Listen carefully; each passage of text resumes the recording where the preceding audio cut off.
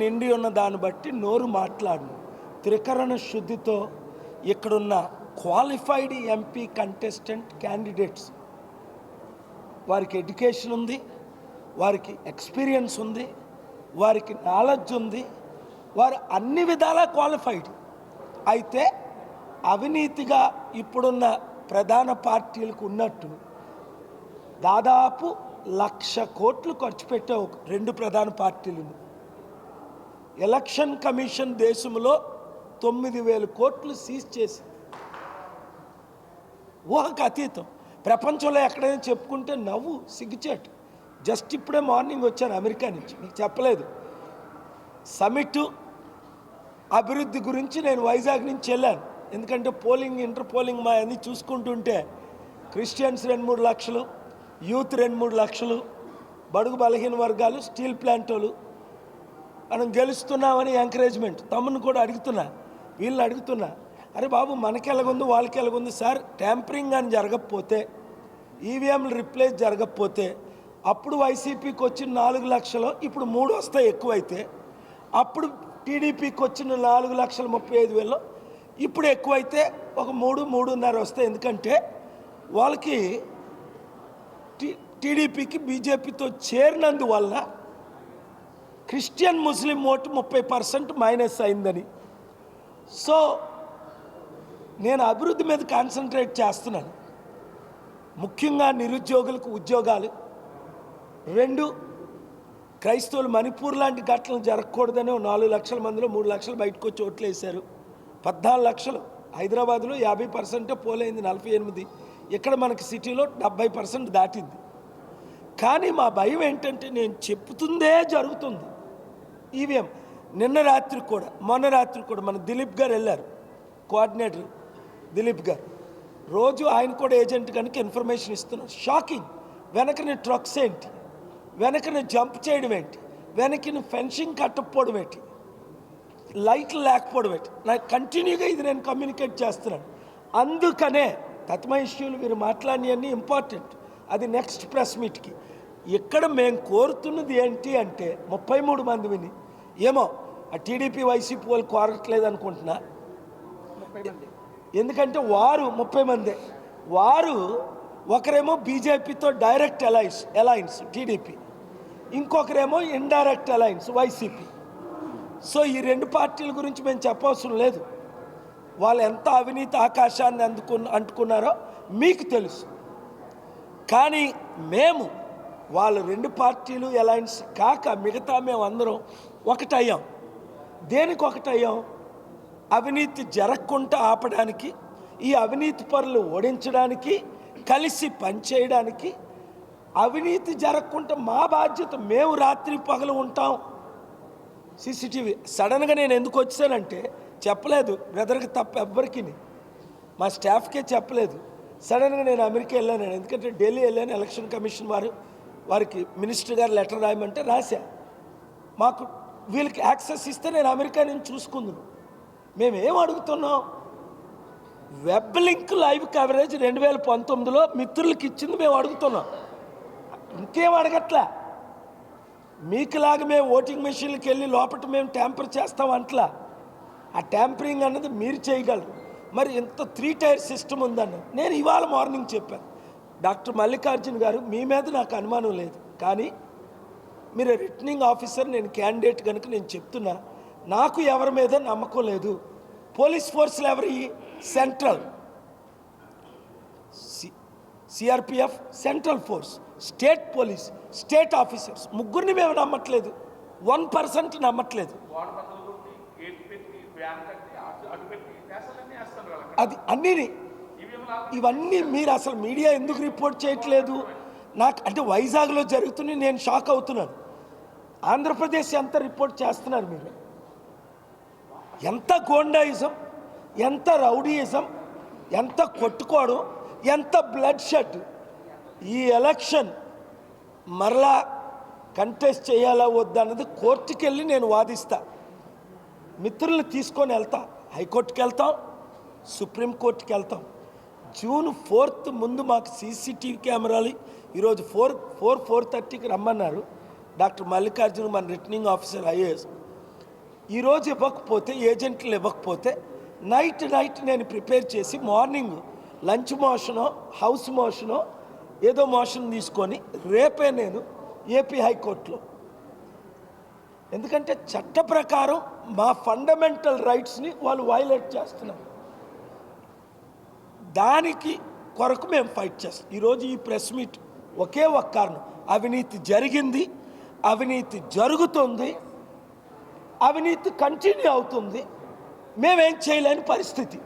నిన్న నా ఏజెంట్ మమత వెళ్తే త్రినాథు శ్రీనివాస్ ఇద్దరు పోలీసుల ఆఫీసరు ఆవిడని ఆపారు. నా ఎంపీ ఏజెంట్ మా party general secretary video recording ఉంది. వారు అంటారు అలాగే ఆపరండి, అరవ గారు మీరు ఆపరండి అని థియరిటికల్ స్పీచ్ ఇస్తున్నారు. మా దగ్గర ప్రాక్టికల్ ఎవిడెన్స్ ఉంది, ఆపినవి ఫోటోలు వీడియోలు, బ్రేక్ చేసినవి, నైట్ ఏం జరుగుతుంది, కరెంట్ ఎందుకు ఆపుతున్నారు. అయినా వైజాగ్లో జరిగిన ఎలక్షను ఎస్కోట్ది, విజయనగరం డిస్ట్రిక్ట్కి వెళ్ళడం ఏంటి? ఇక్కడ స్ట్రాంగ్ రూమ్లు ఉండాలి, స్ట్రాంగ్ రూమ్లు మేము ఉంటుండగా సీల్ చేయాలి. నేను ఒకటే చూశాను, అది కూడా గాజువాక ఎమ్మెల్యేది, భీమిలీది సార్ మీరున్నారు. తత్మయం రాత్రంతా వెయిట్ చేసాం, రాలా. ఎంతసేపు పడుతుంది ప్యాక్ చేసుకొని ఈవీఎంలు? భీమిల నుంచి 1 అవర్ ఎక్కువైతే, ఎస్కోట్ నుంచి 1.5 అవర్, గాజువాక నుంచి 1 అవర్, 3, 4, 5, 6, 7, 8, 9 వరకు సంతలో దినుసులు కొనుక్కొని నడిచినట్టు ఆఫీసర్స్ చిన్న కారులో తీసి ఇదా. మరలు ఏమంటాడు మోదీజీ, మనం ఇండియా నెంబర్ 1 అంటాడు. దేంట్లో నెంబర్ 1? కరప్షన్లో నెంబర్ 1, అప్పుల్లో నెంబర్ 1, అవినీతిలో నెంబర్ 1, ఈవీఎం ట్యాంపరింగ్లో నెంబర్ 1,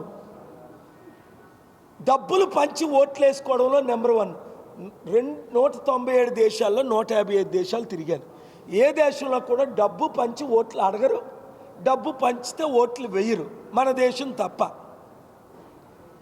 దేంట్లో నెంబర్ 1 అయ్యాం. కనుక మిత్రులారా, media is one of the 4 pillars. అందుకే నేను మిమ్మల్ని పిలిచి ఇన్వైట్ చేసి మీ ద్వారా ఈ కమ్యూనికేషన్, మెయిన్ లైన్ ఛానల్స్ 99% వాళ్ళే అయిపోయాయి. 1-2 ఛానళ్ళు, 1-2 లైవ్ లింకులు తప్ప మెయిన్ లైన్ ఛానల్ కూడా కంట్రోల్ చేశారు. But along with my dear brothers and sister MP, ఆవిడ రాలేరు ఈరోజు, చాలా సమాజ్వాదీ పార్టీ చాలా స్ట్రాంగ్గా మాట్లాడారు. సో మేము 30 మంది మేమేం డిమాండ్ చేస్తున్నాము అంటే, మాకు సీసీటీవీ లైవ్ లింక్ ఇస్తే 7 స్ట్రాంగ్ రూమ్లు మేము చూసుకుంటాం. లేదా నేను ఏమడిగాను 14th మీరు చదివారు లెటర్, 7 రూములకి 12 గంటలకి 14 మందిని, 12 గంటలు ఒకరు 12 గంటలు ఒకరు, 14 మందికి సీసీటీవీ కెమెరాలు ఉన్న రూమ్ దగ్గర మా క్యాండిడేట్స్కి ఒక్కొక్కరికి ఒక్క అవకాశం ఇవ్వండి. మేమందరం యునైటెడ్గా, ఒకరోజు వీరు ఉంటారు, ఒకరోజు సత్యం గారు, ఇంకొకరోజు హరి గారు ఉంటారు, ఒకరోజు నేను ఉంటాను. పోనీ మాకైనా ఇవ్వండి యాక్సెస్, లేదా మా ఏజెంట్స్కైనా. All I'm summarising to the chief election commission of India and the election commissioner Rajiv ji, we are here begging, requesting and finally demanding access to the CCTV link coverage live, so that we know exactly what is happening, but we have been denied. Therefore on June 4th or afterwards we may declare and decide to conduct the election once again in Visakhapatnam if this procedure continues. Otherwise the world will know what kind of elections are we conducting, because I know based on my surveys, internal surveys, I got more than enough votes to win this election as MP of Visakhapatnam. So I thank you all the media brothers, any sisters. God bless you. Thank you.